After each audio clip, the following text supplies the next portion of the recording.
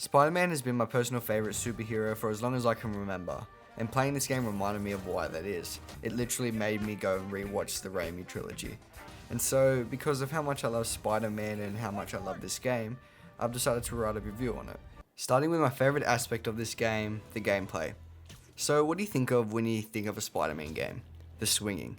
As Chris Duckman said, a Spider-Man game kind of lives and dies on that. And it is incredible. Swinging around New York is one of, if not the most important aspect of a Spider-Man game, and I believe it's done best here. It also gets better in the Miles Morales game, but that's for another time. Swinging through New York is incredibly satisfying to do. Not only this, but the different animations are stitched together so well, and it really makes you feel like... Make you feel like Spider-Man? Feel like gameplay that made me feel like Spider-Man. Awesome. It also somehow makes chasing pigeons fun. Now let's talk about an aspect of the game that I believe is the absolute best part of it, the combat system. For me, combat is the most important aspect of an action game. It's one of the many reasons why I love games like Bloodborne, God of War and Doom, and Spider-Man is definitely up there with the best. No matter what level you are or what abilities you have, you still feel the same excitement when you pull off a combo like this. And while this style of combat can lead to square spamming, it really never gets tiring because of the variety in attack and dodge animation. You really can do so much in this game in terms of combat. You can do mid-air attack combos, catch rockets and throw them back, and you can even throw enemies at each other. And that's without even mentioning the suit powers and gadgets, which further diversify the way you can approach a fight. Suit powers are abilities that help you in a fight. The one you're given first is the battle focus, where your focus increases continuously over a period of time, allowing you to heal or use your finisher more often. However, others like the Iron Arms and Web Blossoms are ones that I've personally found the most useful. The gadgets are an aspect of the game that I found less incentive to use. While they can be useful, I found myself using like 2 or 3 at most throughout the game. Speaking of fighting, the one thing that I'm a little iffy on in this game are the boss fights. While some of the fights and sequences are really creative and fun, some are just super repetitive and boring. Like this Martin Lee train fight. Like this is all you do in this one. But the fight with Otto at the end is absolutely spectacular, so I'll excuse it. Most of them are just finding weak spots and exploiting them over and over. And while it can get repetitive, the spectacle really makes it worth it. The one aspect of this game that I really don't think is done well are the MJ missions. While it does make sense to sprinkle these lower energy moments with the high octane gameplay, it brings the game to a grinding halt. And to make matters worse, the AI is awful. Like, how do you not see me? How are you just a little curious when a grown woman runs in front of you? Anyways, the only MJ mission I enjoy is the one with Spider-Man where you can distract the guards for him to take you out and then you get to fight the baddies again. The few stealth missions we get with Miles are more of the same, dumb AI that you can run past, but the Rhino mission is super fun. It's unfortunate that these missions are so average because the stealth in this game is really done well when you aren't MJ or Miles. Finding a way to get through an area without anyone noticing is actually pretty exhilarating and provides you with more than one way to get through. There are fun ways to distract enemies and you can even set up a trip mine to web them up. This kind of stealth is fun because of the different ways you can play it. The MJ missions are just simple and, for the most part, dull. But back to the positives, the side missions are actually really fun and surprisingly unique. In most other games, side missions are basically just fight bad guy or find missing thing. But because of the game's combat system and web slinging, it makes tracking down someone's boyfriend fun. Another little side thing that I think is pretty fun that you can do are the backpacks. Peter left around backpacks throughout the years, and when you collect them, he gives you a brief backstory on the item inside. A lot of them are really fun and it makes Peter feel a lot more human. There are a lot of things you can do in this game that I haven't even mentioned. Things like the Demon and Fisk hideouts, Harry's labs and Tombstone side quests are incredibly fun. Even with all these things, there's an inherent incentive to do them because of how fun the gameplay is. And with all this, I still haven't mentioned the DLC, which is also fantastic. Okay, so we've established that the gameplay is incredible, but that's not all the game has to offer. In video games, you can't just have great gameplay. It has to make you feel. Games like God of War and The Last of Us absolutely perfect the storytelling gameplay mix. They make you feel for the characters. They make you give a shit about assholes like Joel or Kratos. Now, I think it's super unfair to compare any game to these in terms of storytelling because these are the absolute pinnacle. But Spider-Man is the first since these games to make me feel. It makes me feel for Peter, MJ, Aunt May, shit, even Miles. And you know what? Fuck it. I'll say it. Up to this point, this is my favourite Peter Parker since Spider-Man 2. It's the most I've ever felt for Peter since Spider-Man 2, and other than Spider-Verse, it's the best Spider-Man movie since Spider-Man 2. The Peter Parker you're introduced to is an adult.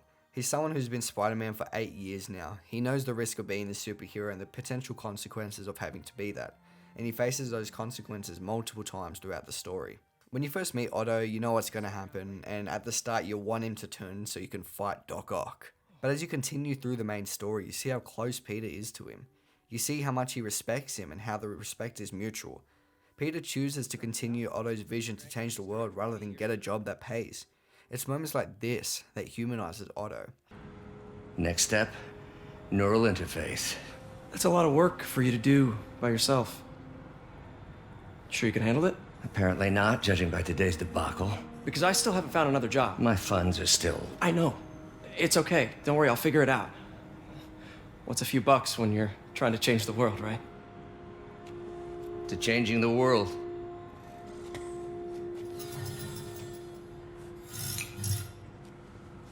You're the only one who knows, Peter. I'd like to keep it that way. Of course. If you'd like to seek a position with more of a future... I came here to work for you because of what you've got up here. And that's not going anywhere. So neither am I.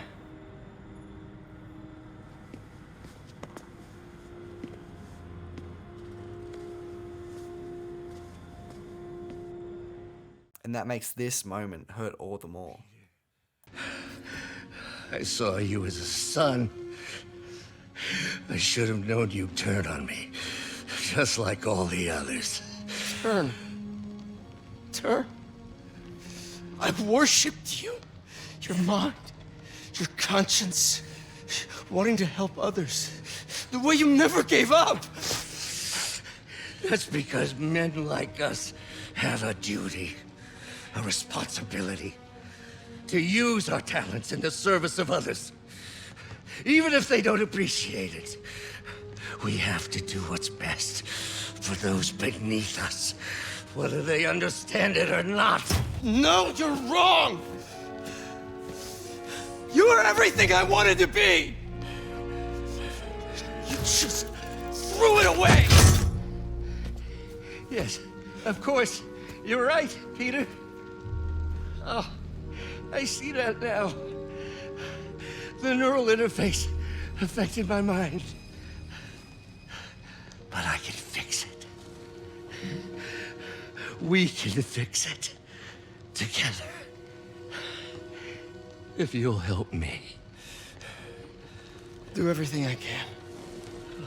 I'll make sure you get the best help.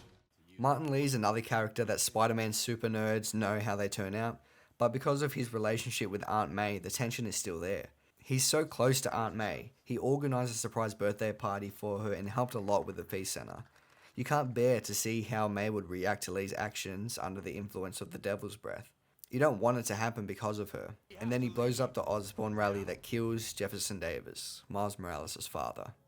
Not only are the villains fully fleshed out characters, MJ is finally an actual person. Most of the Spider-Man movies like the Raimi trilogy and Amazing Spider-Man, the love interest is merely a motivation for Spider-Man, or in the Raimi trilogy's case, the hopeless woman in need. Like literally every Raimi movie has MJ being the one in need. They could have picked literally anyone else.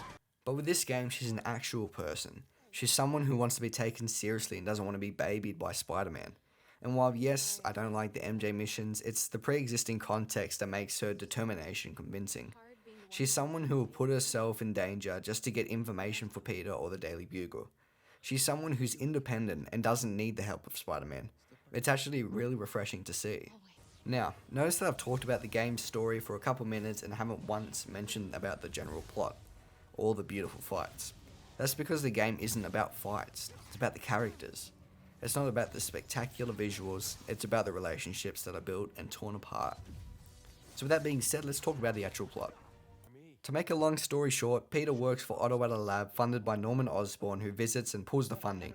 Move over to introduce Martin Lee as a philanthropist and given the demon mask from Peter to check it out. We head to a warehouse that ends in a car chase partnered with Officer Davis, who ends up saving your life. Norman Osborn presents him with a medal, but is interrupted by a massive explosion caused by Mr. Negative killing Officer Davis. After this, counter-terrorist group Sable shows up and they're not very nice to Spider-Man. We then learn the reason why Otto wants the prosthetic arm, but we learn that it still has problems calling mental instability. Lee gets his hand on the Devil's Breath and creates a bomb, but you and MJ manage to defuse it and gets locked up. Head back to the lab and see that Otto's gone off the deep end. Spidey gets a call from Sable and he investigates it, only to get gangbanged by the Sinister Six. Doc Ock spreads the Devil's Breath across the city, making many, including Aunt May, very sick. You fight the Sinister Six in groups of 2, Rhino and Scorpion, Vulture and Electro. You fight and beat Mr. Negative, then fight and beat Doc Ock in an emotional battle and retain the cure. And now we're here. Aunt May's health is declining, but so is everyone else's. Peter has to make a decision. Does he save Aunt May and risk the lives of millions, or guarantee the health of millions in New York and let Aunt May die? You talk to May, you don't know what to do, but she reassures him that he does. He can't bring himself to risk the lives of millions. You hold her hand as her heart monitor goes flat.